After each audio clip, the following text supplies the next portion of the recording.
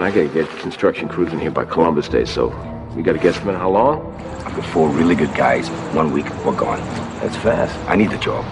So the loonies are outside in the real world, and here we are with the keys to the loony bin, boys. You might actually want to be grateful when you're about to make some decent money. What's the catch? Patricia Willard scandal, 1984. I want you to try to remember what happened 24 years ago. Use your imagination. These shrinks figured that with these new techniques they designed, they could release hidden memories. You can hear me. You okay? I want to go home. I wouldn't tell anybody about this. If they find out about Hank, they're going to find out about the others. What of the others?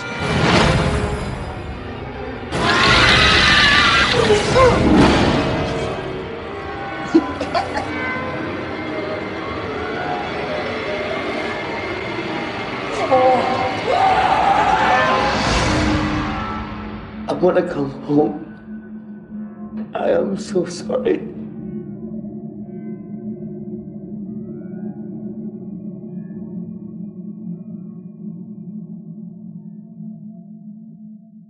Come with us now, if you dare, down a rickety staircase into a dank, dark basement. What awaits? The Saturday Night Freak Show. Welcome back, ladies and germs, to the Saturday Night Freak Show podcast. Every Saturday, or mostly, it happens, we gather in a dank, dark basement, watch a movie, and talk about it for your enjoyment and listening pleasure. I'm your host, Colin, and I'm surrounded by the internet radio superstars, including Travis, Gary, Brent, and this is Tom. Tom, holy shit, Tom, where'd you come from? I'm back. Homecoming. Yay! Welcome back, Tom. Yay! It's good to be back. So this is for like a one night only. No, you'll be back in a couple weeks. Yeah, I'll be back in a couple weeks, but yeah, it's good to be back in town. Who let you through the security? Yeah, exactly. Well, welcome back to the Saturday Night Freak Show. It's glad to be back. It's like old home week. It is. Yep. It is. So we watched, this is Gary's first pick on the Saturday Night Freak Show as officially now a Freak Show member. What did we watch tonight, Gary? We watched Brad Anderson's Session 9 from the year 2001, starring David Caruso, Josh Lucas, Peter Mullen, Stephen, I can never pronounce this guy's name. Gevenden? Maybe. Yeah, it's close enough. He also listening. Co-wrote it, and thought. Brendan Sexton. Yeah, so the guy who played, was it Mark, Matt? What was that guy's name? Mike. He was a co-writer. Yes, yeah. with Brad Anderson. Mike was the guy who was the lawyer? Yeah. Yes. Yeah. He seemed pretty, like, upfront, like he was going to be a main character. You know, it seemed like his role was going to be, like, really big. And then it's like, oh, I thought he was going to have more to do. It seemed like he was, like... He was slightly more important than Jeff. I think they're trying to throw you off of, because like Gordon's the main character guy that like owns his own asbestos abatement crew. So it seemed like they're trying to throw the attention away from him and onto this Mike guy that's like getting into the whatever. Yeah, because the movie's about a asbestos removal crew that's called in to remove or clean up the Danvers mental institution. This is a real place that existed in Massachusetts. Danvers, Massachusetts, yep. And since the movie hits, it's been torn down. So it's like there's still a few. The main brick structure is still standing. The craziest houses. They've started to build things. They were burned down on the property. So, they don't know if it was the people that owned the company or some of the old patients burned it down. Oh, but they've started to tear parts of it down. Well, they said in this, and I assume that this is based on, real stuff, that it was on the National Historic Register and all that. Yep. So, you wouldn't think that they'd go just burning it if it was. Yeah, it looks like a bat. The Kirkbride plan. I remember I was looking into. That's what they call it in the that's registry. A real thing. Yeah, because I looked into at one point I was trying to come up with a movie idea that took place in a insane asylum, and looking at it, it's like there were so many of them across the United States built according to this Kirkbride, the guy who designed them. And it does look like, from the air, it looks like a big fucking bat. It should be Arkham Asylum, basically. It's an Arkham Asylum. Well, the funny thing is, you mentioned that, and Arkham Sanatorium in Lovecraft's Something at the Door is actually fashioned after it, which led to Arkham Asylum in the Batman universe. It was all related.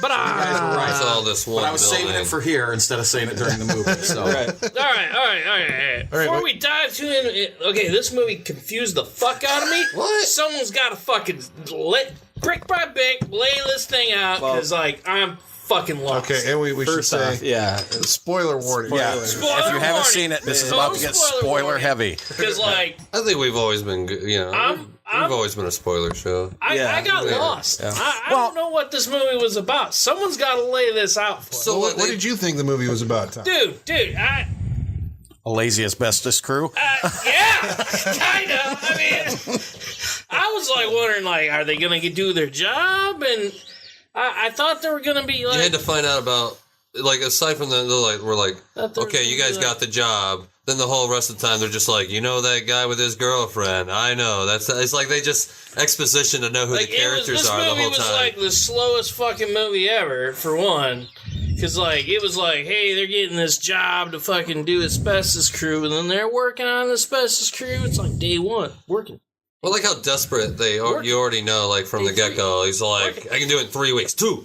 Then the guy's 1. I can do it in 1 week. Well, see, and I think that's what feeds into the whole movie. Yeah. I think you hit it right there because it is the desperation. Yeah. So the lead guy, what's his Gordon. Gordon has, apparently we find out that he's got a new baby.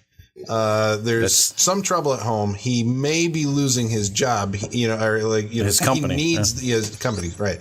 He needs this job to stay afloat. So he underbids. He's got 2 other guys, I guess, are out there trying to take the job. There's 2 other companies, yep. And so to get the security of doing this, he tells the guy he'll do it in 1 week. When even his crew is this is a 3-week minimum job, right? Which they're probably padding it maybe, but they're no less 2 weeks than 2. Could have done it, right? And he's we can do it in 1. So this adds a psychological stress to this character. So I mean, that's what the movie becomes. It's a character study disguised as a haunted house movie, because I think that's what you think. It's an insane asylum, and you're is there ghosts or whatever? But it's actually a character piece, looking at these different characters folding under, or one of them specifically folding under pressure, I guess, and mental illness. So, were you scared at all? It's a horror movie. First of all, the contract the horror movie has with its audience. Wait, is it a horror? I don't think it's a horror movie. It could creep you out. Because I'd actually say this is one of those this movie. It had I don't know the atmosphere of the insane asylum was kind of scary. And that's my thing, is that's the actor that doesn't get any credit in the movie, is the asylum itself. It is a character unto itself. It's the lighting. It's this is just this weird Auburn movie, and there's lights everywhere. I mean, but it's creepy enough, it's desolate enough where they allow enough shadow. I do like this movie when it comes to lighting a lot, just because they're not afraid to have dark areas. It's not all about perfect lighting. But and it was shot on video, I noticed. Yeah, all the you can lights tell. Would bloom. Yeah. Yeah, you can early digital. Yeah.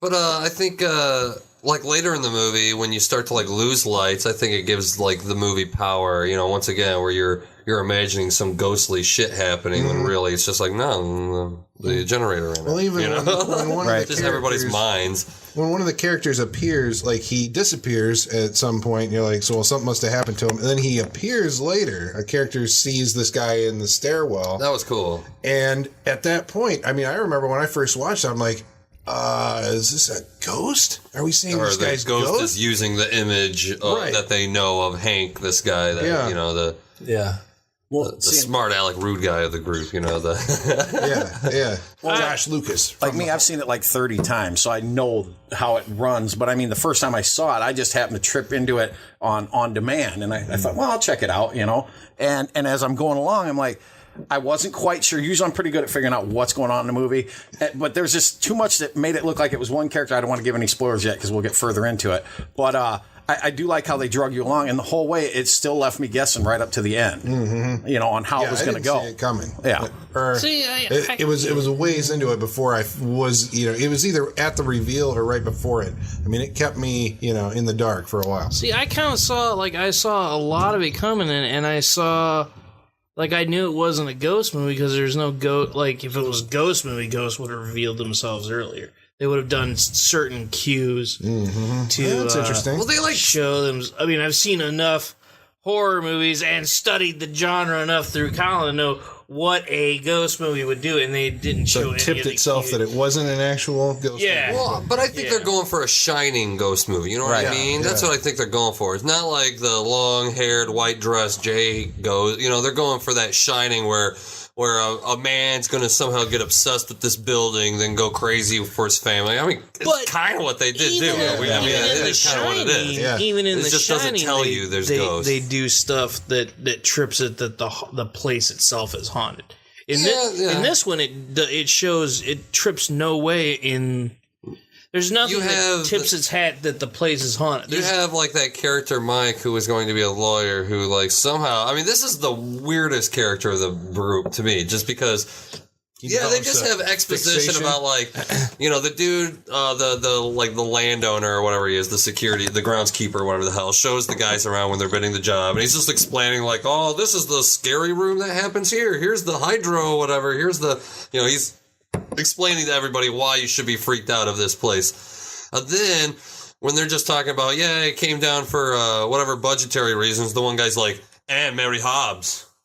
You know, like, that's like, what the fuck? I was like, I thought that guy was going to be the son of Mary Hobbs or some shit like that. Right. Because they fashion it that way, where this one guy's, like, obsessed, obviously, with prior knowledge. Well, he said his dad was a lawyer on the Hobbs case. Yeah, so, but then he got it shut down in 84. Going to the basement or going to some records room to, like, track down the Mary Hobbs case and, like, listen to the and that's why the movie's called Session 9, is because it's all the recording sessions that the doctor had with this Mary Hobbs lady that has split personality for something that happened on Christmas in 50?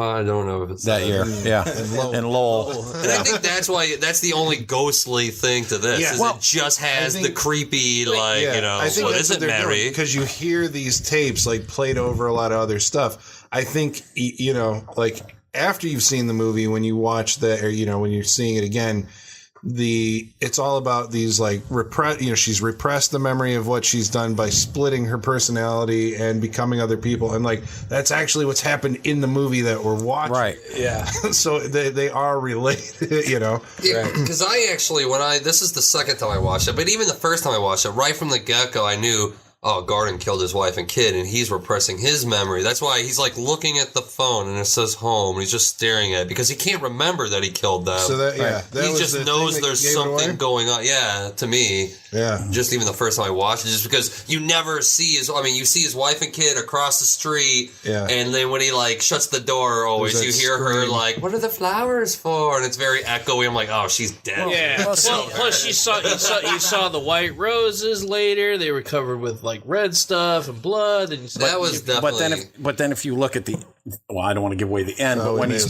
might as well now. Yeah.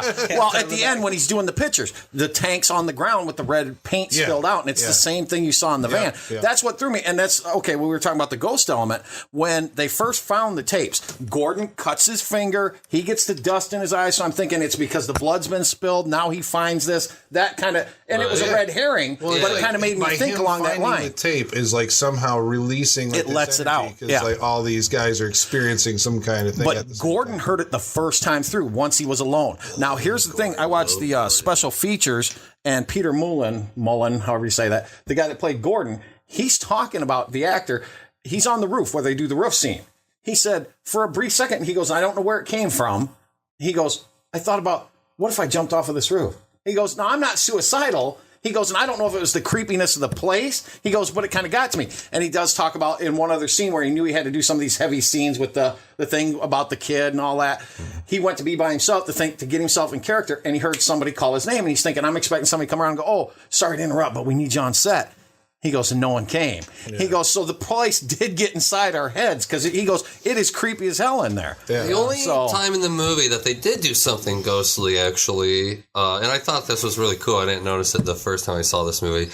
But Mike, the lawyer character that's listening to these tapes, the doctor on the tapes is talking to Mary Hobbs, who has the split personalities of Princess, Billy, and Simon. And Simon's, of course, the evil one that no one talks about or whatever. But when Gordon's got a young nephew working on this, which is played by the kid from Empire Records. Yes, he played Warren on Empire Records. Was he in anything else? I remember from this Empire Records. Yeah, he was in Black Hawk Down. Right, yeah, He's Belko Royce on The Killing. Huh. So he's been in a few things. Well, remember when he's walking and Mike goes, "You want me to put your mask on, princess?" And the guy goes, "What'd you say?" He goes, "Well, I didn't say anything." Yeah, like he was possessed. That's what I was like. That was kind of ghostly, you know? Yeah. Especially if he doesn't know what he said. I mean, it's like. But he's reading the tapes, or he's listening to the tapes downstairs. That's in his head too. You know what I mean? Yeah, that's what I'm saying. I don't know. Does he not know he said princess? I don't think Does he not know he said put the mask on? I mean, the whole thing. Does he not know he said it, or just that he referred to him as princess? Yeah, did he really say it? But it was weird because he called him princess. Well, he's facing away from the camera. Yeah. He says, like, "Put your mask on, princess." And the kid's like, "I'm not your princess, dude." And he turns around, he's like, What? Yeah, what? Right. Like, like, what are you talking about? I don't call you princess. Well, and that's what I'm saying. There was enough of that scattered throughout the movie with the different characters. David Caruso on the roof, when he's up there buying something, goes, "This is going to get ugly." Yeah. You know, they threw enough of that in there to where it would mislead the first time you saw it. Yeah. To where you didn't figure it out right away. That's what I said. Plus, They did keep me guessing. Gordon is continually calling home and pleading with his wife, but all those conversations are really one-sided. Well, yeah, we only hear it, and they call that out in the movie later on, like that the device of having you hear a character talking to somebody on the phone, like, "We all heard it, didn't we?" Like, no.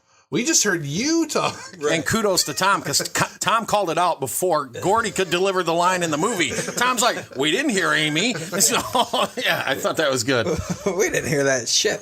You guys got to help me out with the timeline real quick, because when the movie starts, he hasn't yet murdered his wife. I think he has right from the get-go. No, sure. it's when the night he went home. It's when he makes the bid. Oh, that's right. For 1 week, and he goes home with the flowers. So that first time we see him go home with the flowers, she's still alive until he gets inside the house. Yeah, because the thing that could probably cause him, the moment that character snaps is because he hasn't killed his wife yet. Right. He's downstairs. He's looking down the hallway.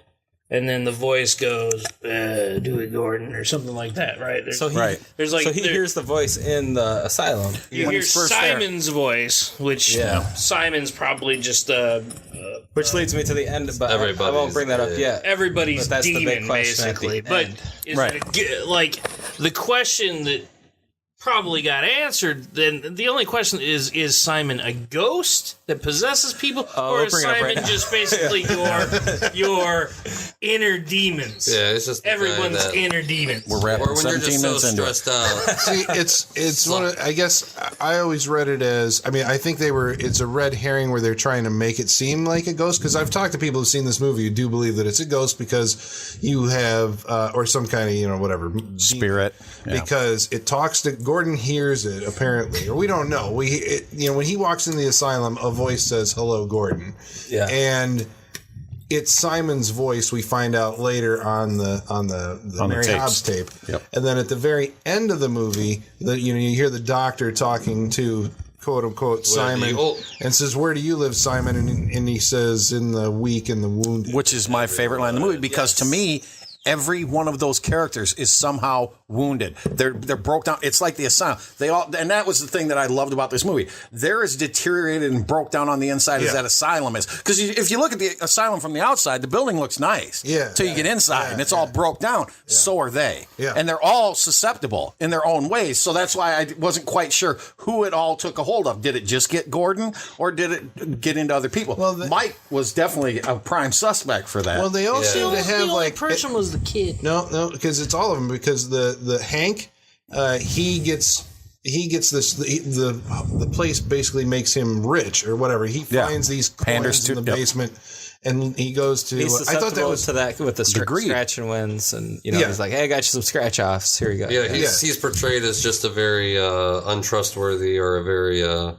Whatever. I like the fact that, when he found the unreliable this money in the wall, whatever, he removes a brick and all this like money. It's like he hit the jackpot. All this, these coins start spilling out. And then we see the reverse shot of that on the other side of the wall. It's like the crematorium. Yeah. So like all that stuff is just stuff that's collected over the years, and they're burning these people. Yeah, right. Yeah. I didn't see that. Yeah, that was says like hot, and it shows the morgue, and the screen's pulled open. Yeah, so that was cool. Then Mike becomes obsessed obsessed with this case of Mary Hobbs, so that's his thing. That's like right from the get-go, though. Yeah. Like right from the like I said, that guy had like some prior... Well, he knew about... Well, his dad was a attorney general. Yeah. But that's almost like a Shining. So it is like trying to... It's echoing The Shining, where the building itself is working on... Did his dad win that the case? psychology of the... Because they didn't, right? No, because that's the whole... Yeah. Yeah. Well, did he say he was fighting for the state or for the... For the parents. For the hospital. Oh, right. Yeah, so he lost the case. No, they won. They countersued and won. They won. Okay. Okay, so do we need to say that for the viewers? That was very confusing. Okay, so in the 80s, the case that got the hospital shut down, this character, Mike, his dad was the attorney general, worked on the case because they were using regression therapy, recovered memory therapy. Repressed memory therapy. And Mary Hobbs was apparently part of this satanic ritual abuse syndrome, which we talked about, I think, before on the podcast. I can't remember which Trick or treat. Trick or treat, right? But this is like the thing that they were talking about, where they would find these memories in these kids of, parents coming into their rooms wearing robes. They'd take them out in the woods, and grandma and grandpa and everybody'd be there, and they'd all have sex and kill a newborn. Eat them. None of this actually happened. It was all, recovered, quote unquote, recovered memories through these therapy sessions. Well, and a lot of it was the psychologist prompting the victims in these directions, that they had no idea. They could sell a book. Yeah. Yeah. Yep. Yeah, I remember reading a book about a deputy out in Washington who actually, same thing, daughter comes in with these big stories. They start saying the other deputies, and they're all like, no, we didn't do any of that. And they go through it all. Well, of course, in the end, come to find out, he had talked to his pastor, and his pastor goes, look, you did this. You need to come right with God. You need to confess. So he confesses, signs his confession, goes to prison. It comes out it's all false. He can't get out of prison because he confessed. Yeah, he's stuck in prison to this day because he wrote a confession and can't get out because it's past the time of introducing new material. It did destroy a lot of families, that whole thing, in those days, because it was just that whole thing, between the daycares and everything else and all that. Yeah, we've talked about it. Daycare workers riding around on brooms and all that. Yeah, it was just insane. Yeah, there was another thing actually that occurred to me where they were trying to maybe overtly direct you towards a ghost, was the reappearance of patient number 444. Right? I mean, it's significant. That was Mary Hobbs, right? It's Mary Hobbs, but when Gordon's making one of the phone calls to his wife. Which, again, that phone call was interesting because, we know after the fact that his wife is dead. He's talking to no one. He's having a conversation in his mind. There's no one on the other end of the phone. And when his nephew walks up, that's when he's like, Wendy, you've got to talk to me. And then all of a sudden it's like, Wendy, hello? Like she hung up. Yeah, like she hung up when he heard the nephew. But he's sitting over the broken headstone of 444. Right. The pictures, we find out like he eventually makes it to the cell of 444. Yeah. And that's where he's supposed to kill, because all of his pictures, the pictures of his family are up on the wall. Yeah. Well, here's another one actually though, because who's the guy from First Blood cop show? David Caruso. So you find out later, he kind of continues. He's the first guy that's like noticing something's wrong with Gordon. He hit his wife. He's going to ruin everything. Well, we should talk about that, too. But then you find out that later, he is in a hallucination. He is part of Gordon's, fucked up thing, because you find out Gordon killed him earlier that day. As soon as Gordon found out that... Okay, you actually find out that Gordon... Hank came back at night to come get all these coins and all this whatever, but he gets moitered. And oh my god, or lobotomized, and you find and he sees a empty jar of Jiffy. And at first we were joking around like, fucking ghost, what a bastard, left your favorite jar of peanut butter and it's empty. But then we remembered, oh shit, Gordon had Jiffy peanut butter. We're like, Gordon killed him. See, that was pretty fucking sharp. I think you guys picked up on that. I was like, Jiffy, shit. Well, and it was the second time around when you see him get out of the truck, you're like, Jiffy! And the fact that you guys made such a big point about it the first time around, it's like, holy shit. Because it could have just been product placement, Like, god damn it, they figured it out. So you figure out that he's when a dude finds Hank with the lobotomy pin still in his eye, or the lobotomy stake, or whatever you want to call it, needle, still in his eye, and he's like, Gordy, you said you did it!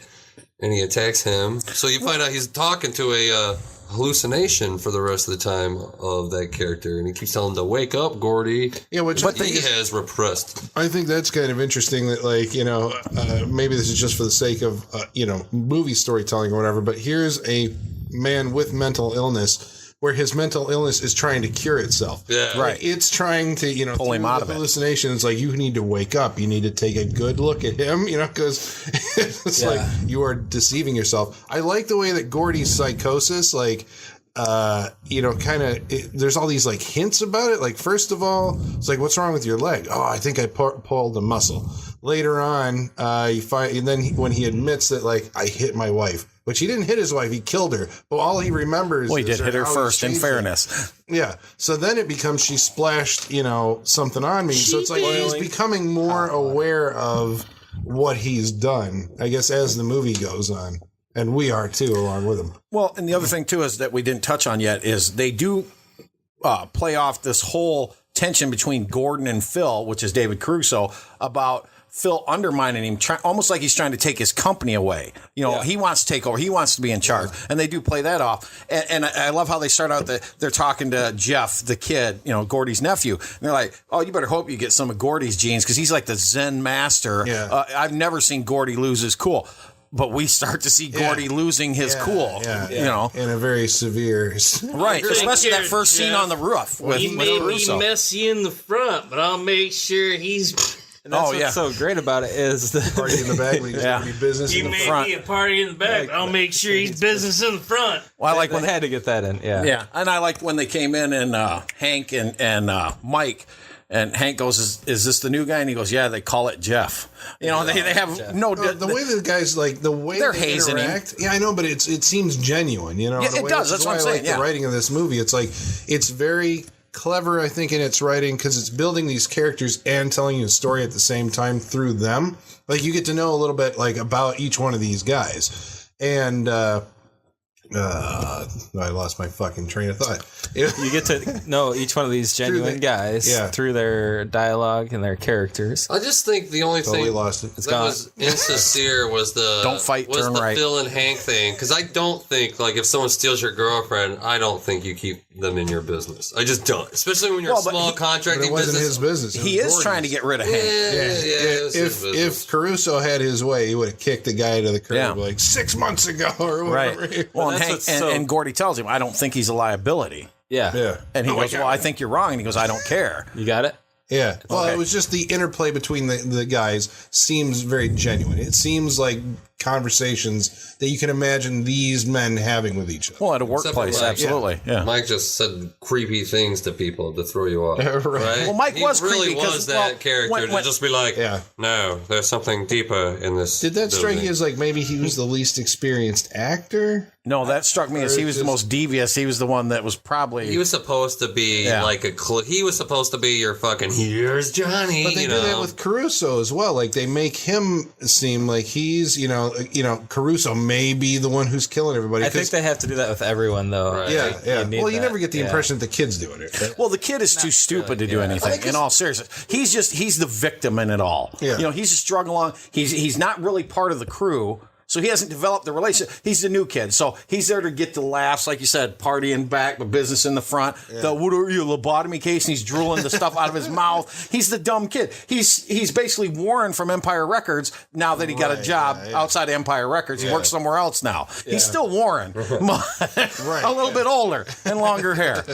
And that's what's so great about this film. Like, each character has a perfectly logical, reality-based reason for what they're going through.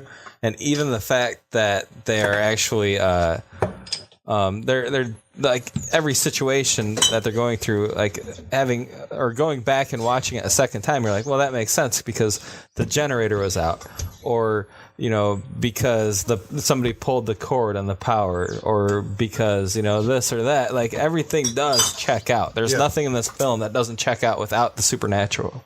I mean, it's not a stretch. Like, that's just, again, good writing, I think. Yeah, I think so. It's telling a story and in a way that really I haven't seen before, I don't think. Because what if Simon wasn't in there until he went into the room, because they showed him the room. They showed him the rooms before when he first said, hello, Gordon, or whatever. Yeah, it's like, what if he wouldn't have heard Simon? I mean, even though Simon's in all of us, You know, maybe. Well, that's my question Mary too. Hobbs just unlocked it. Is Simon in all of us? I mean, that's a concept. It's an idea. Well, in the weak and the wounded. Or is it like the physical ghost? And I know physical ghost is it's an oxymoron, but I think it's just it's metaphorically the demon in all of us. It's metaphorically the demon in all of us. Or is it an actual ghost going into everybody that, like picking somebody that enters I think it could be the both, asylum? really, in a weird way. Just because, I mean, anybody could be under the influence and if you think of like shit like shared collective conscious or anything like that, even though Simon can just be this person, he can come into this person as long as you're open to it. I was wondering if Simon, like, where do you live, Simon? There's a big pause. I thought it was maybe like everywhere, or something. But in the weak and the wounded, which is true because anybody can be the weak and the wounded. You can be fine and then be crazy. And that's a big part. I mean, had he killed his wife before he entered that asylum, it would be different. But the fact that he had gone through for the tour and then went home to do it. Yeah. And then went I had a feeling when they did the tour of the building, I had a feeling that someone would get corrupted. And they did they threw a couple red herrings. I mean, A, the hello Gordon when they're looking down the hallway, and then B, when Caruso has to go back for his bag. You're like, something gonna happen when he goes back for his bag. One thing I didn't like about this movie, which it's a minor thing that bothered me, but the 3 piano notes kind of bothered me. I didn't like one of them was on they're in this patient room. I thought this was fucking awesome, actually, but it was very blatant what they were doing. But they're in a patient room on the tour, and the guy's showing, there's pictures and clippings and stuff all over the wall. Apparently, this was some kind of therapy. It was their seclusion therapy. They could paste the things up of what was in their thought process. Yeah, and just an exposure to this, having this in your living space, would somehow do something to you. And the camera pans over, and one of the clippings says, "Suddenly it's going to dawn on you." And at that moment, there's the 3-note, ding, ding, ding. I'm like, look at that. And then I think there was another clipping. There's a few messages. One of them said something about, a man with no history of violence, suddenly something, was on the wall. Yeah, they're there. There's a picture of 4 guys in a coffin. Yeah, it looks like Old West, like when they prop up the outlaws in the Old West in the coffins. It's night people. Yeah, exactly. Yeah. Nice. Well, and then when Hank's down in the tunnel as he's meeting his semi-demise, I guess it would be, you see the Shadow Man at the end of the hall. Yeah. And at first I thought, it's the killer, but then the killer came from the other way. I don't know why I'm trying to save it. Gordon. I could have just said Gordon and saved myself a couple of words. Well, it's cool because in the scene, it's set up like a horror movie scene. He's there at night. He hears a noise. Did I hear a noise? Okay, I'm going to go back to collecting my loot. And then he hears a couple more noises, and when he looks, he sees this figure at the other end, and then it's like, oh, shit, who is that guy? There is somebody else here. But I mean, he's not just imagining it.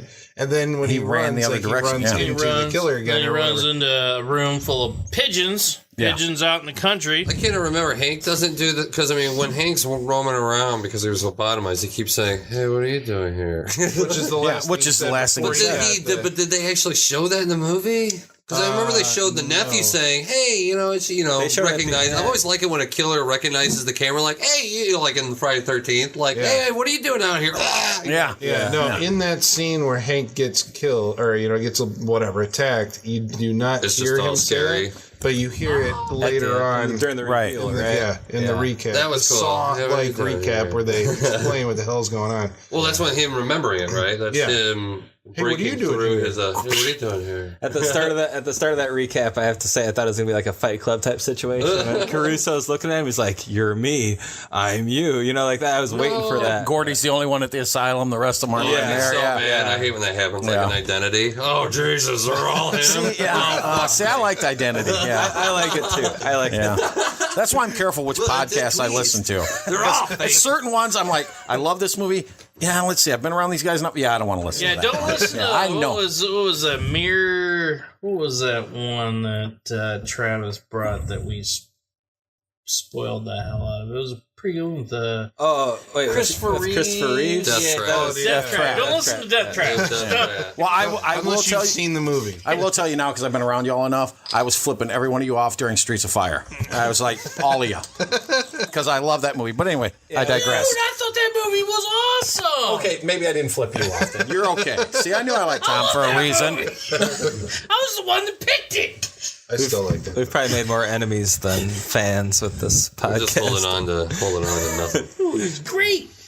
So, this movie. So this movie, anyway. So the whole Gordy's thing is the killer. So let's get that out. We have to explain that to Tom. All right, so that's what happened. So there's no. Okay. I mean, the first time so I saw there's this, no ghosts. that countdown to the session 9, I sold me the first time I watched this movie. I was like, oh, dude, he cannot play that 9. Once he gets to that fucking 9th one, you know, it's over. I was kind of fucking thinking chains are going to be rattling. Yeah, and bad shit's gonna happen when you get to session 9 and Simon shows up. No. Yeah. It was a cool, I'm disappointed. Like I said, I think it's a cool effect, though. You got the little princess voice, you got the little Billy voice, which is like a little like Oliver, like. But you can like still tell Oliver it's the same. It's the same actress. You can tell, but it's. But then you got Simon. It was like that is not her. No. You know, hello, I'm Simon. Yeah. Oh, that was Mufasa, wasn't it? No, I'm just kidding. He sounded like, I imagine his voice to be the guy from Silent Night, Deadly Night 2, because he kept going, Doc.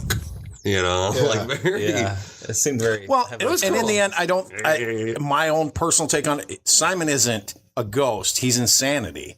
Right. Simon is mental illness. Exactly. Because the princess lives in the tongue, Billy lives in the eyes. Because he sees everything. Simon spelled backwards as Nimos.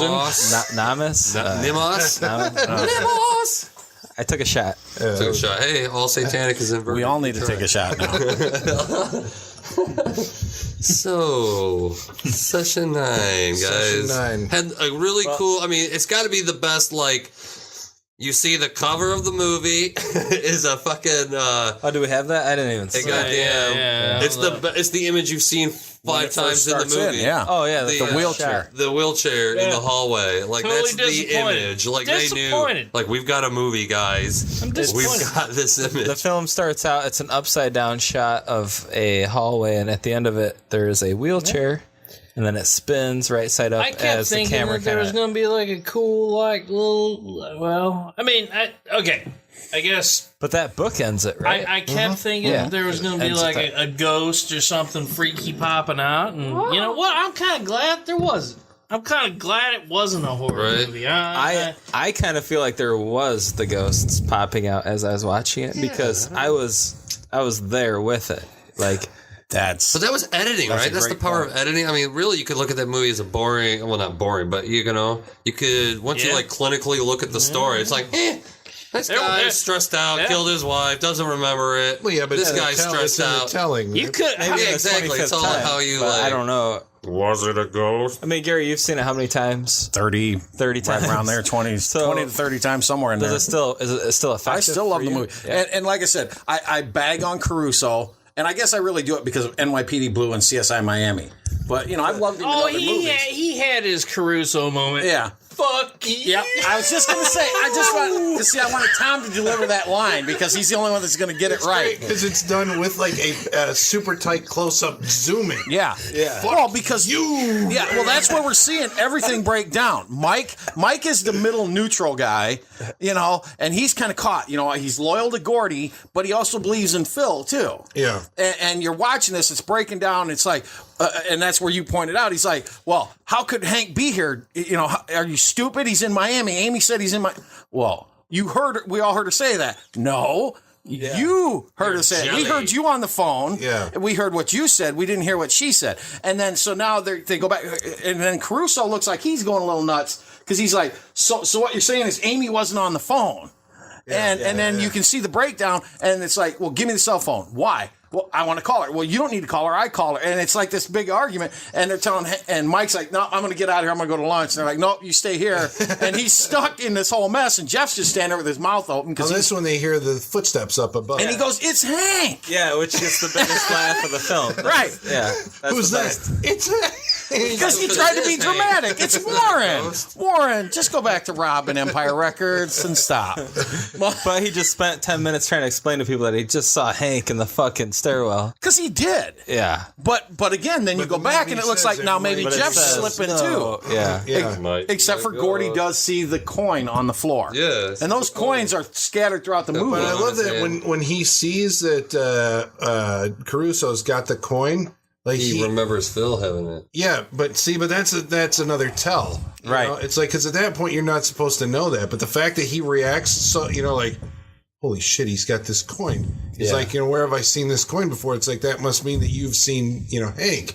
I mean, that's again. So do you think Gordy killed Phil? Well, even though Phil's like, I found Hank. He told me you did it. I think that's when he killed him. Gordy would have thought that maybe he did it since he's going fucking nutso anywho. Do you think Phil did it with the coin? Or like seeing that he had the coin, do you think that Gordy would have thought that? No, I think he found one dropped on the floor after Phil or Gordy had killed lobotomized Hank. Yeah. Well, they do try to lead you that Phil Caruso. Yeah, right. They're trying to kill Hank. Hank. Gordon thinks that Phil because he walks around with a knife. He had the knife. The last time you see him is. You see him with Hank. Because Gordon is doing the whole you called her, we didn't talk to her, So and they do a close up on his eye. Well, and let's not forget the motivation, which is Hank is sleeping with Phil's ex-girlfriend. Yeah. So there's that motivation to kill him. That stuff is extraneous. This is all like carefully woven put together in there to put stressors on these guys and create this eventual breakdown of the unit where they just kind of go. Yeah, some of the most important. I don't trust you. I don't trust you. I don't trust you. And that's where we get. How does he say it again, Tom? Fuck you. But you really have to watch the lunchtime in this movie. Like anytime that they break for lunch is when you're going to get most of your clues. The main reaction. They don't do any work. And they had a week All time. Right, wait a second now. I got to defend the characters in this movie. They are working, but the director says people don't want to see them working. No. So we're just going to get to the parts where the story is actually being told at lunch. No, dude. Well, no. They go to Friday. Random dude shows up to fill the work. Craig McManus. Ain't no work been the savior. done. Nothing. That's because Gordy's been killing everybody. Yeah. He killed everybody after 3 days. Yeah. The first day. day. Get it done in a week. They ain't done shit. The first day, Caruso at the end of the day says that was a good first day. Yeah. That'd be the worst to get to a fucking first day. And then slaps Phil in the head as he walks by. Well, come today. And Craig McManus is the Flash Gordon of the asbestos abatement world because he is the savior of the universe because everything hinges on him showing up on Friday. Yeah. It'll all be better once Craig's here. Yeah. So supposedly our fifth guy, but now he's our fourth guy. And let me just say, when Craig walks in, he walks into a crime scene, and he doesn't notice it until he gets up to with Gordy having a major breakdown. Trust these guys face to face. Yeah, but there's a body on the floor. Like, huh? Well, hey, what's that? Hank's a wild man. Maybe he just likes to cover himself in plastic. Well, and Tom will tell you these are some lazy bastards. He might have been taking a nap. Yeah. So it's possible with a pick in his eye. Yeah, with blood. When he walked in and saw that none of the work been done and it's Friday and they got to be done by Monday. The work had totally been done. I would have been like, fuck this shit. There were no tiles left on the ceiling. Dude, there were tiles left on the ceiling. There were no tiles left on the floor. I think Craig was all coked out anyways. Did you see him pull into that parking lot? Then he looked at the building and he's like, fuck yeah. Well, that's why you be an independent contractor. Okay, so Craig McManus is played by the writer, director, actor Larry Fessenden.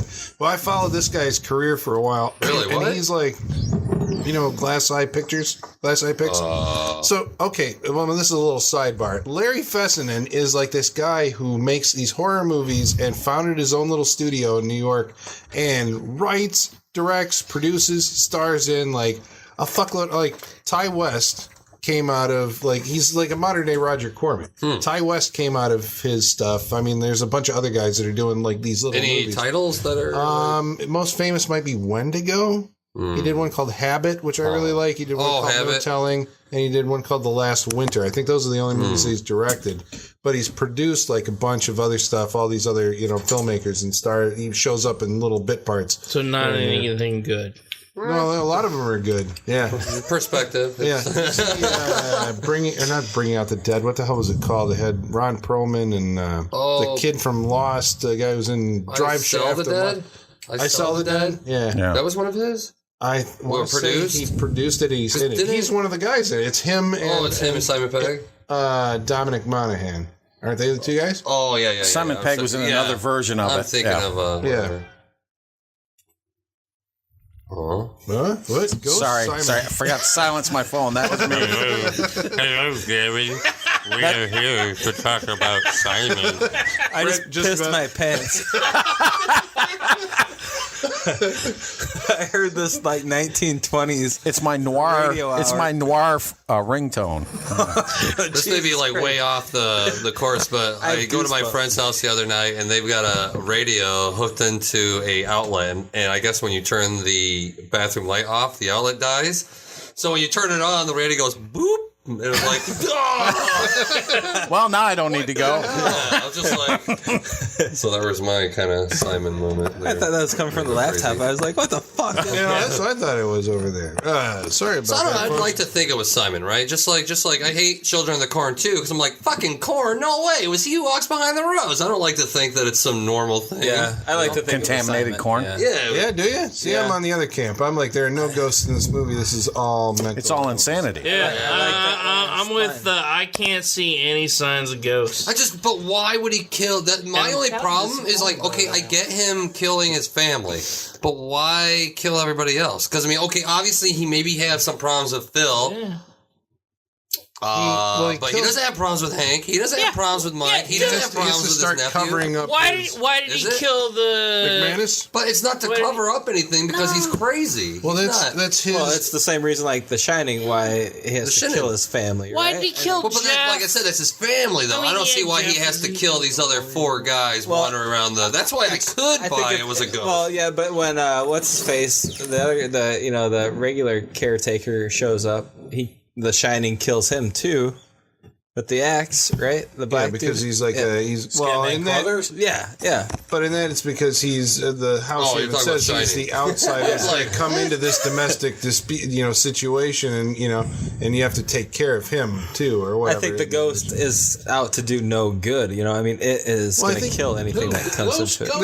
There's a Shining, parallel, The Shining, and in this, and in this, and in but this. there's a parallel between the story of Mary Hobbs and Simon, because Simon, the personality that would take over and put the others to sleep. This is the one that was the homicidal psychotic who scared people. Well, we found out that it's actually killing them. Even Simon's repressing that from himself. Yeah. No, I scared her. No, I thought Peter scared her. Yeah. So Simon's like, let's kill because Mary, Peter. To clarify, Peter got for Christmas got a brand new knife. Brother. Mary got a new porcelain doll, and when Peter snuck up behind her, scared her, she fell on the doll and cut her breast. That's why they thought that the family was whatever. Right. Because her. And that's when Simon entered her and told her, you need to cut Peter up. He's got a nice sharp knife. Well, then once she did, you better kill your mom and dad too, because they're going to find out. Right, but I think that's what's happening here. Yes. I think once it creeps in. That's right. Well, he tells Phil, I hit her, and then Phil's going around telling people, we're in trouble. You know what? Well, Phil's a snitch, and snitches get stitches. That's a rule. I got to take out Mike, then I got to take out Jeff. Yes. He also why does he take Hank out? Well, I think he takes Hank out first, just because you think Gordon says he's staying in a hotel, but really he's just sleeping outside of the fucking. So he sees Hank go in, and he follows him in. Well, there's other scenes. He does have his eyes fucking but closed, he looks like he's sleepwalking. Shit, dude. Yeah, ghostly. There's other scenes where you see his shadow walking through the. Well, you find out later it's him, but there's his shadow walking. See, that's what I've always had a problem with, because the shadow was still at the other end. He ran this way. I don't care how crazy you are. You got to have your eyes. He was in front of it. So unless he looped around, I think he looped around. I know, but I'm saying it gave the illusion that there's something else there. Yeah, and that's where the ghost thing came in with me. I'm buying it now. Now that his eyes were closed, now that I'm thinking about his eyes being it's a possession. Like it could have been. There's that scene. Tool. All right, how about this? There's that scene where Gordon's out, and Caruso's about to smoke a Fat J. Yeah. And we've heard that's what they're called. Yeah, he's one big joy. I just want to call it grass. He's smoking grass. Smoking some grass. I love calling it grass. Reefer. But anyway, Gordon pulls up and he's like, they talk for a minute, but at that point he kind of starts to break down. He's like, I just want to go home. It almost feels like he's stuck there. He's sad. Yeah, like he can't leave that asylum. Almost like the ghost has taken over. See, that's why I'm surprised everybody didn't get the fact that he killed his wife from the get-go, because it's like, this actor is such a good actor, but he's like in tears this whole movie for like, what's going on, Gordon? He's like, nothing. But you can tell I didn't like the actor. Oh, you're crazy. It's the accent. The accent threw you. The accent threw me. Oh, you just don't like. Oh, so you're he just just you don't doesn't like like foreigners. Yeah, you just don't like foreigners. I want Americans in my movie. Didn't like the accent. Just The accent threw me off. A fucking nationalist over. I know, Jesus Christ. Didn't like the accent. It's The just accent crazy. bothered me. It's just like the He's a good old good days actor. where Tom finds one thing. Hey, He can't let it what? go. Well, hey. That was not a '90s hairstyle. The question is why the hell was like, hey, I got this weird look accent, mate. And It was like Scottish or something. Scottish accent. Well, But his, clearly Australian. Scottish, Australian, they're all the his same. nephew. Well, but his nephew was American born. They said that guy lived in the old country. It was what was his wife's They name? said he did hauling. Wendy. Okay, it was Wendy's nephew. Yeah, because they say He says Aunt- Caruso has like a line where he's talking to somebody else. I can't remember who it is, but he's like he was into that there and he's into that here. So he's talking about him moving from Scotland to America I didn't like the fact that he was a foreigner. from another country. That's the definition. That's how my family got That is here. the definition of racism. Tom just defined racism. Or no, it's xenophobia. It's not racism. It's xenophobia. Which is not endorsed by the Saturday Night Freak Show. American propaganda. We can bring this back around to the movie. What did he call the Afraid of the Dark? Nyctophobia. Fear of the dark. Nyctophobia. That's like the good one awesome shot scene in this movie. That is. When It they're is. always going dark. Yeah. It's like that's got to be CG, right? No, it has to be. I think you could do To that be by so turning off. close behind it. I mean, it got so dark right behind. I'm like, there's got to be some I think CG you in can there. turn lights off. In all I don't know fairness, for CG. those lights I wouldn't kind of am too. I would got have it. all at once just dimmed It down. looked great, It wouldn't have but- went one bulb to a Yeah, next. there's no- It it just looked all way went down too at black. once. That was kind of lame. If Yeah. the was not. generator dies, it's not going to go in. Especially one. It was cool because It was a cool shot. Wait, It was a cool shot. because this is a character who's afraid of the dark, and the darkness is chasing him down. Yes, it was yes, awesome. it's enveloping him.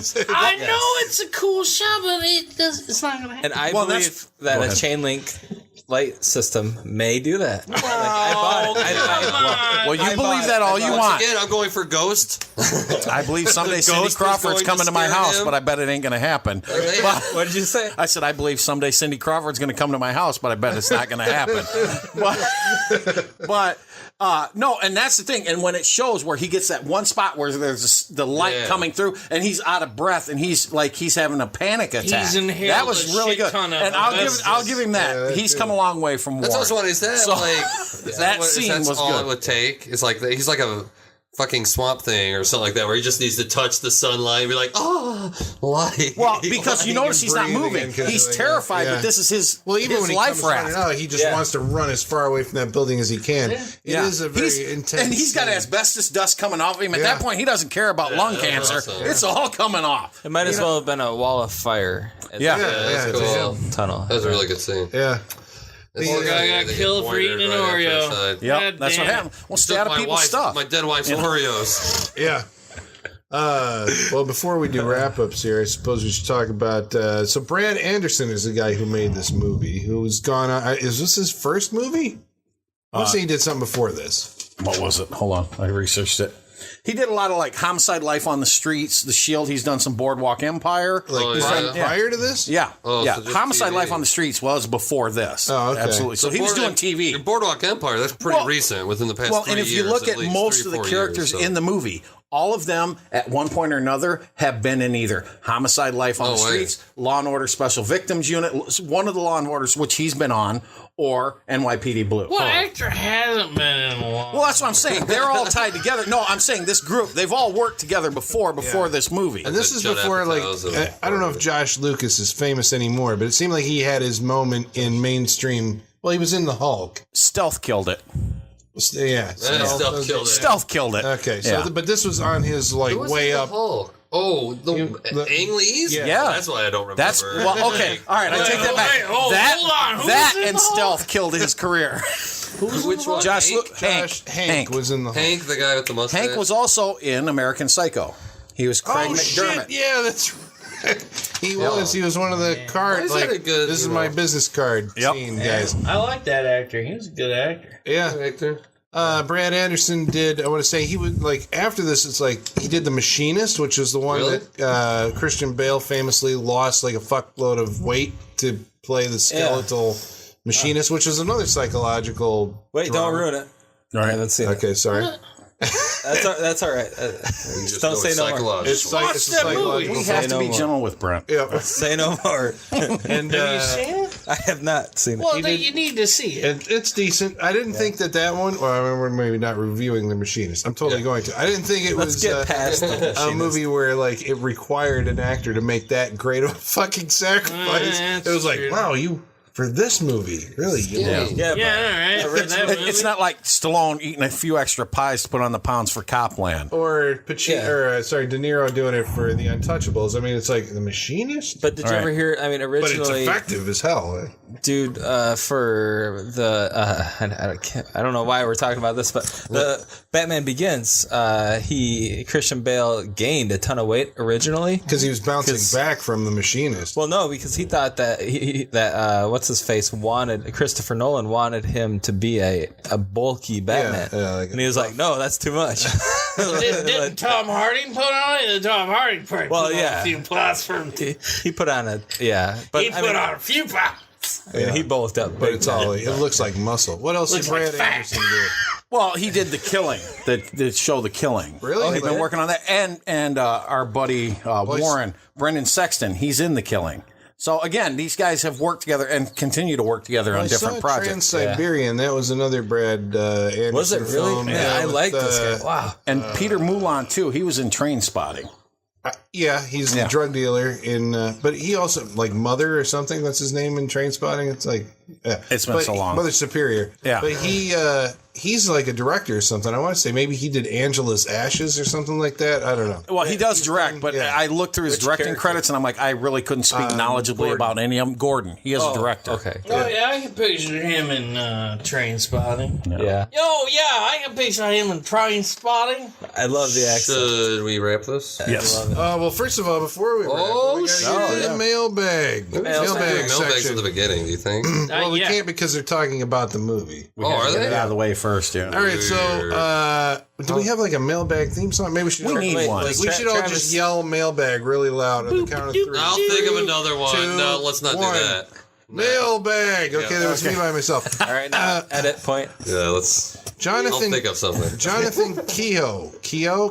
I hope I'm saying your name right. Kehoe says the part where the guy is walking through the dark along the chain link fence in the hallway. Yeah, nightmares.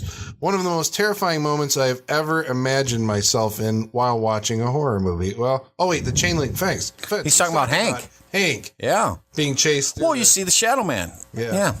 I could poo myself a little on that one, I'll be honest. Claustrophobic. That was. You just get that one flashlight. That's the type of it's like, you don't need fucking lights to make a movie. Look at that. That's what's effective. I mean, one guy with a flashlight. At that point, though, I mean, it's still a Stephen King story, right? Because he just found all this money. He went back to get it. He's getting it. Now he's going to try and get his way out. And then there's the Shadow Man. So at that point, he's guilty. And he's going to pay for his... You're taking... That's his plan. I'm coming to get... Yeah. Well, he's sifting through teeth with gold fillings, glasses, hair, glass eyes. If he wasn't like making his little piles and counting this shit like Daffy Duck. You know? So unlike the lipstick in Night of the Demons that can't cross the streams, he hasn't went across anything, and he's touching all these things that belong to dead people. Yeah. So some of that taint's got to wear off on you, and that's where again I got the ghost thing out of it. It's still a ghost. Yeah. I got the ghost. Then longtime commenter Nick Hammond says, Nick, I remember seeing this movie but can't recall too much about it. But what I can remember is that it was an all right movie, even though I am not a fan of overactor Caruso. Ooh, that's harsh. Harsh. No. His one-liners in CSI Miami. How does it go? Exactly. He brought CSI Miami to session 9. Damn him. But go ahead. He says, what I do remember from the movie is how awesome that asylum looked. As a ghost hunter, yes. I would have loved to investigate that place. I read it's mostly torn down now. Just imagine what kind of energy was held in those walls with the years of barbaric tests done on those people. I have yet to investigate a building of that caliber. Willowbrook. And hope to here in the future. Dun, dun, dun. Nick, there's a place outside of Chicago. I forget what it is. I don't know what it's like now, but like probably like 10 years ago I went in there and it was fucking scary. It's an insane asylum. I want to say it's south of Chicago, like maybe 45 minutes. There's one in Peoria, too. There's an insane asylum. I looked at it where I think they give like tours and stuff like that. I mean, this was like not repaired at all. Like we shouldn't have been in there. It was terrifying. Well, there are places we talked about that. Willowbrook with Cropsey. Yeah. I mean, this is in between seeing the movie and doing the podcast. We went out for a smoke and we're talking about, like some of the footage that we've seen over the years from like back in the 80s or the 70s from these institutions. I mean, like they really were cesspools where like, you think of like, oh, it's hospitals treating patients and everybody's in a room and strapped down to a bed or, I suppose that's not a good anything government funded is going to be like the lowest. Well, and that's where they started calling them snake pits, and they referred to that in the movie. And people just like that's why they just shut them all down in the past there's just 10 like years. a spilling out of humanity into hallways uncleaned up by anybody, not looked after. It's like this is just where you dump your problems. Well, that's exactly what it is. It's a human landfill. Their own filth. I mean, it was like shocking, Yeah. But that's kind of where those things. And the saddest part is those are the people that need the most help and weren't getting any. And then when they shut these places down, they just turn them out and dump them on the street. I'm starting to think there was I guess this is going to go far beyond. I think the reason none of this shit ever helped because psychology's always been a jip. It's a bullshit science. And once they figured, guys, people are onto us. We can't do anything for any of these people. Now let's find a chemistry thing to start lobotomizing that, instead of the fucking pick in the eyeball. Well, and that's why I like chemistry lobotomizing. I like what you said during the movie. Was never trust scientists. This is why I never trust scientists. Lobotomy was a great idea. Every newspaper across America talked about how lobotomy was so great, and all the scientists agreed on it. It's like, well, that's what you get with fucking crazy the science. upside is that we stand in a point in time where we can look back on that and say that it's, it was not a wise decision. Yeah, but 20 years from now, we'll stand back and we're just chemical. Maybe lithium wasn't such a great idea. Yeah, it's like now we're just chemically lobotomized. We're still not doing it. We're still not fixing the problem. We're too ashamed. Well, we got everything's medicated. Everything's masked with medication. All right, let's wrap it up. Let's up first. Let's do always up first, man. Okay, so session 9 is a mind scramble fuck. It's a breakfast fuck omelet scramble for your brain. Order that. I'll have what she's having. It's pretty great. I have a unique situation where a member of the Freak Show, I'm not going to name names here, but we talked early on because we worked together and we talked about this film not knowing that Gary was going to pick it, and I learned a few of the secrets, like the main secret, right? So I went into it knowing this, and thank you. And it's kind of like when you watch, spoiler alert, The Sixth Sense, and fuck it. I mean, Bruce Willis is a ghost, right? Oh, he is? What the hell, dude? Samuel Jackson's a ghost. So it's been like 20 years. Deal with it. So like you go into this movie with the kind of the same idea, right? Like, well, if you know it, then you go in watching it, trying to figure it out, and it was still enjoyable watching it, trying to see like how each thing played into it. Because I mean, I knew that Gordy had killed his family or his wife and his daughter. I mean, yeah, his family for the most part, but I didn't know how it all went down. I knew that he was repressing it, but I didn't know how that was going to go down.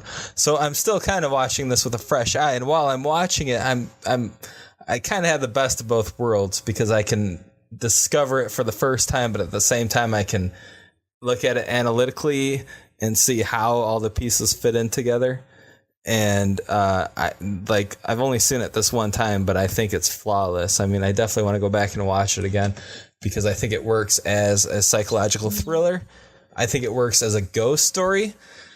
That last line of the film really has me messed up because I think about that, like maybe it was all Simon the whole time. Like as soon as Gordon stepped foot in that asylum, Simon took over, and that could very well be because that checks out too. I mean, maybe that's a little bit more convenient, but at the same time, I kind of like that a little bit better. But I subscribe to both theories. I highly recommend it. I think that everyone should watch this movie. Yeah, I mean, check it out, get it, watch it. Tom? All right. Well, What? Yeah. I fall into the category of dinosaurs. I like dinosaurs. I don't really care for horror movies. DNA. I don't really care for foreigners. Yeah. It's like, this is what he's like. It's like, it's a horror movie? I don't like it. You're from Scotland? Don't like you either. I like my shit American. I like it to blow up. Maybe likes comedy, American comedies that explode. Yeah. And dragons. Yeah, with dragons. Oh, you got shit going fast. If you do not meet that criteria, that's already a point off. I think in Tom's mind, that's how it works. Wait, is there a dragon in this movie? No? That's a negative star. Wait, negative star. Tom, what if McConaughey played Hank? Oh, well, that would have been all right, a star right there. Might have been a star. It was, let's see. The movie was really slow, actually. I think it probably, it would have been awesome as, an hour-long drama. Really good as an hour-long drama. It dragged out way too long. The build-up.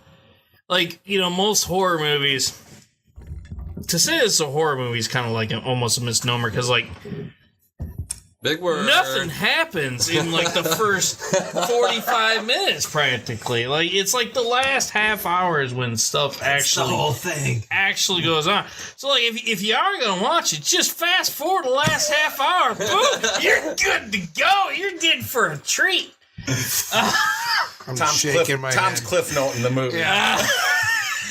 Just boom, last half hour, you're in for a treat. Maybe watch that beginning with the chair. You watch that beginning where it's hello, Gordon.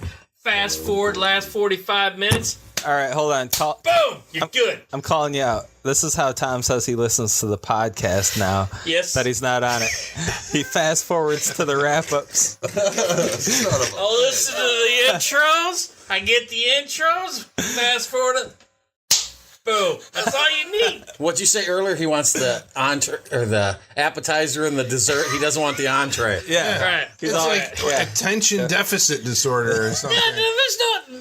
I can't be entertained by this. There's nothing going on. There's fuckloads of shit going on in this movie. They're not doing their work is what's going on. Tonight on Tom's ADD Theater. There's fuckloads. Fuckloads of character stuff. Fuckloads of stuff going on. Oh my god! It's if you want to watch them not do work for an hour. If that's what you're looking for, you're like the movie. It has to be. It's about them removing asbestos. Where was them removing asbestos? I've done that job. It is not that interesting. That's a star demerit. Right there, no star. You're right. They're not doing crazy. their job, man.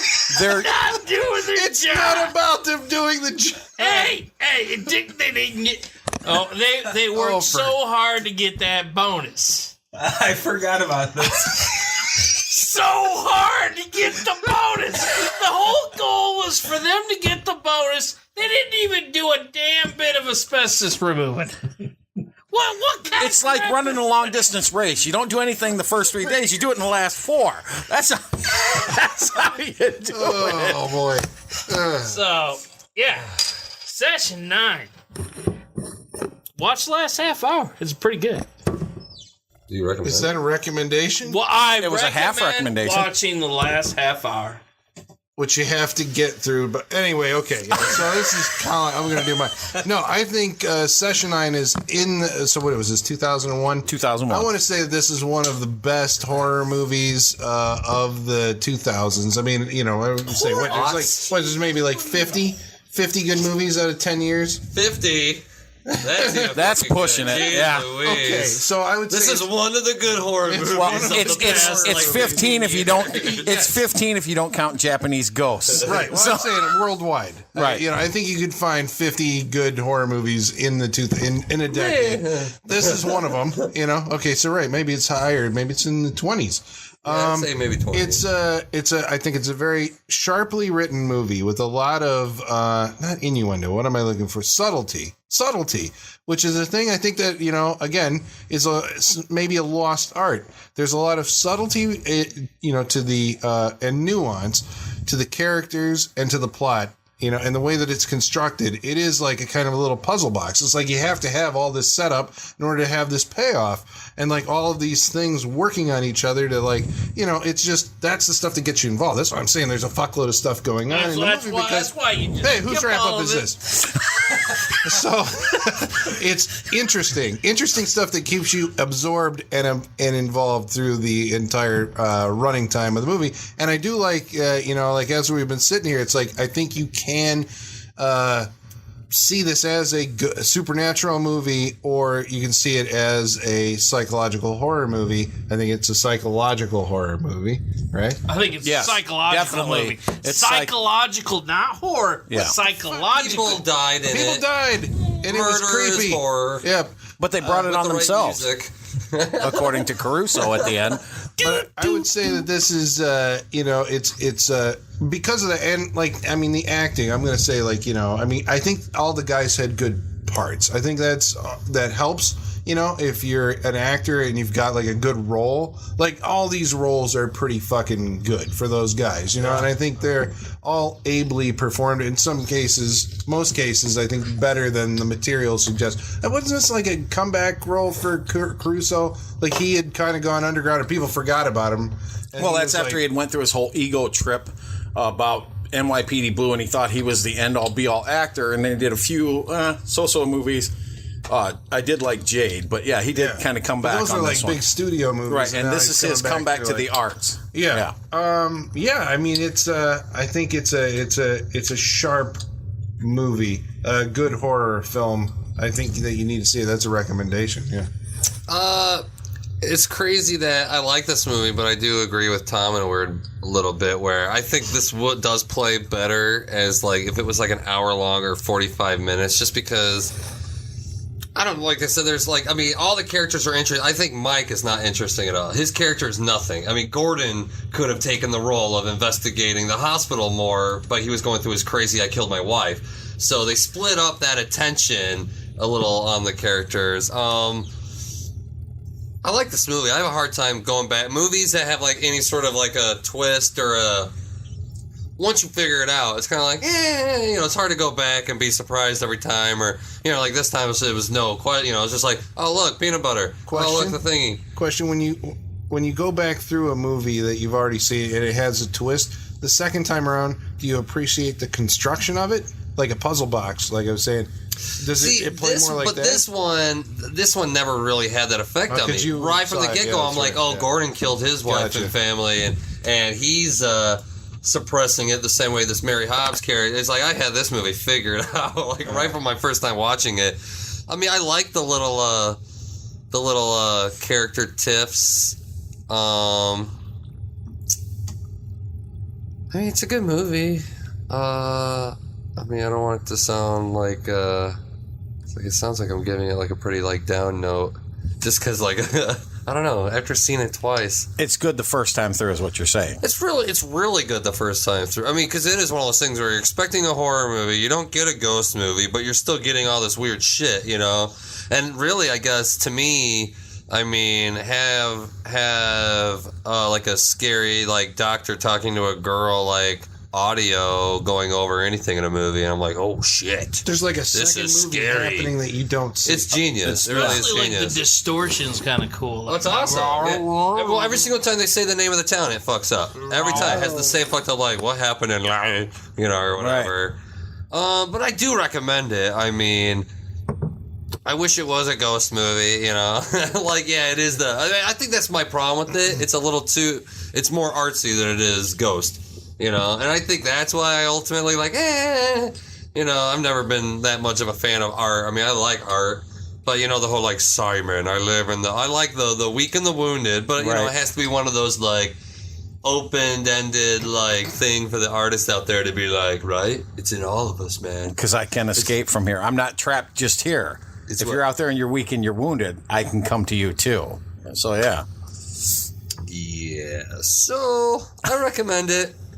It's not my favorite, but I do recommend it. It is probably at least one of the watchable ones out of the last 20 fucking years. It's not like Saw or Urban Legends or anything. So, and it's not like any other ghost movie where you just know you're gonna get like a few like stupid like shadow people and then like a long-haired white dressed woman at the end walking creepily towards you or whatever. So it definitely has some things going for it, and it's got some twists and turns.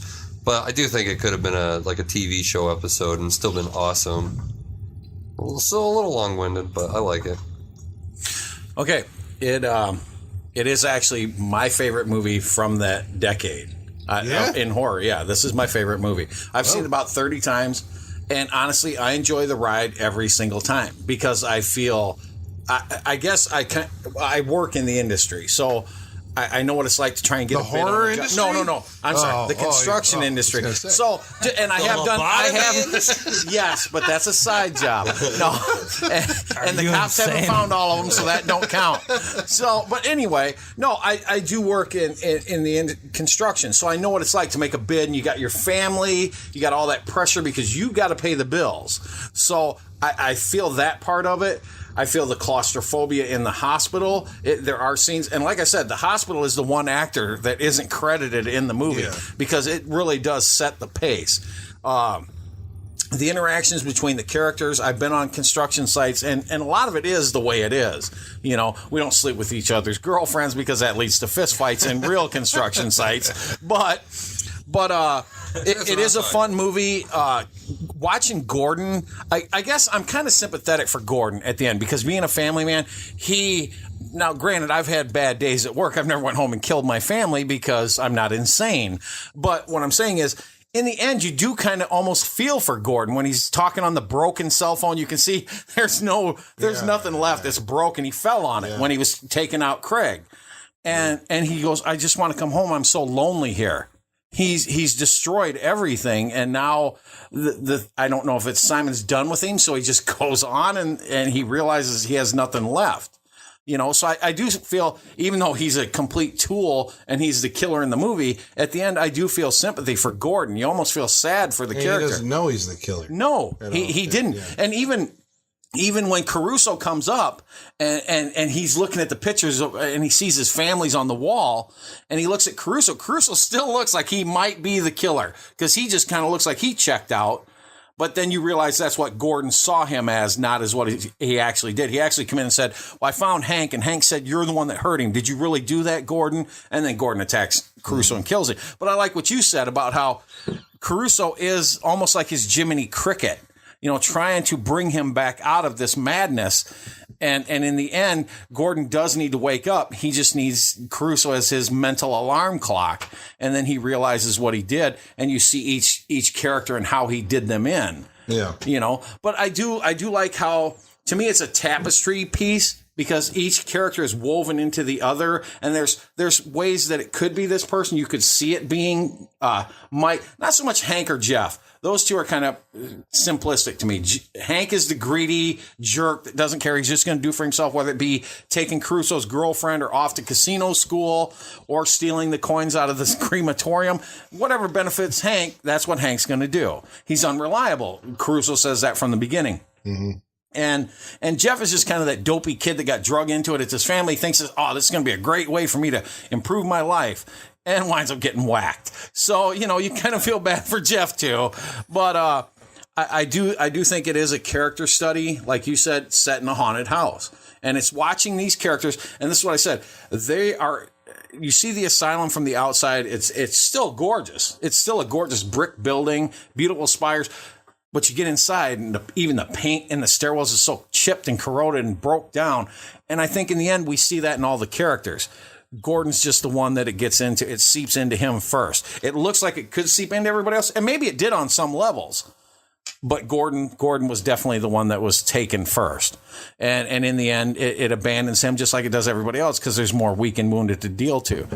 And I do like on the cover it says Session 9, Fear is a Place. And you do feel that in the asylum. It does feel like a living thing in some parts to me, especially the scene where Hank's in the basement and he's running away from the shadow guy and poor old Jeff in the collapsing light hallway. You know, you can feel that terror in these characters. So, like I said, it is one of my favorites, probably my favorite one out of that decade. And I'll probably go home and watch it again tonight. I just love this movie. So high recommendation from me. Definitely check it out. And that's it for me. There you go. That's Session 9 on the Saturday Night Freak Show. Hey, if you want to leave us a comment, I should have said this earlier, on the mailbag, go to our Facebook page, which is at facebook.com/Saturday Night Freak Show, and we'll read it on air. And next week, you can start commenting now about next week's movie. You're about to find out what it is because it's Brent. He's picking it. What's it going to be, Brent? What are we watching? Next week, Colin, we are going to watch A Nightmare on Elm Street 3. Whoa. Dream Warrior. Awesome. Yes. It's one of my favorites. Mine too. Yep. Well, there you go. All right. So if you have a question, comment, or just want to sound off on Dream Warriors, Facebook.com/Saturday Night Freak Show. And until then, the balcony is closed. Copyright. And we might even have a mailbag theme by then. I was going to say, it's going to be like, oh, when there's mail, we never fail to get it. Oh my God, did you just go back to 1920? I picture you singing that at the USO. Can you come up with it right now? No, I'll have to come up with it later. When there's mail, you know there's a mailbag. Because that was almost the same line. And we've got those Nazis on the run.